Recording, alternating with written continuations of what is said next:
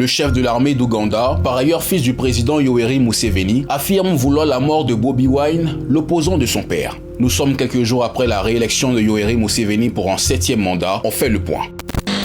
Nous avons tué 22 terroristes de la NUP, je prie pour que Kabobi soit le 23e. C'est par ces mots que Muhoozi Kainerugaba s'en est pris sur X au principal rival de son père Yoweri Museveni. Muhoozi Kainerugaba est connu pour ses déclarations en choc et son ambition de succéder un jour à son père. Celui qui se présente comme un prophète de Dieu tout-puissant se félicite que son présidentiel papa ait gagné avec le plus grand écart depuis 1996, tout en se moquant de la taille du nez de Bobi Wine, le traitant de babouin.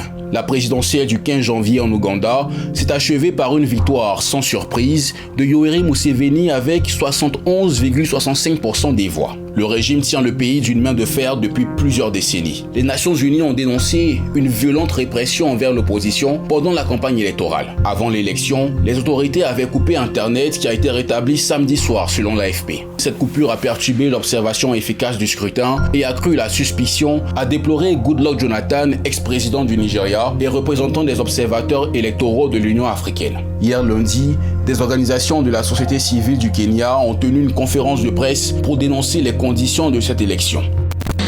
On sait que 100 personnes ont été présentées hier devant un tribunal de Kampala.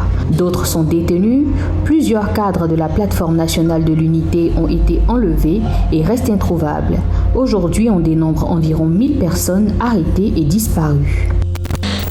Pendant que Yoweri Museveni était proclamé président, Bobi Wine, son opposant, rejetait ses résultats tronqués dans une vidéo publiée sur X et dénonçait des raids de la police sur son domicile. La police, elle, dément et assure que Bobi Wine se trouve toujours chez lui, tout en confirmant qu'un important dispositif policier a été déployé autour de la maison. Arrivé au pouvoir en 1986, Yoweri Museveni est âgé de 81 ans. Sur le continent, seuls Teodoro Obiang Nguema en Guinée équatoriale et Paul Biya au Cameroun ont passé plus de temps que lui au pouvoir. Ce 19 janvier, les présidents de la Somalie, du Rwanda et du Kenya l'ont félicité pour sa réélection.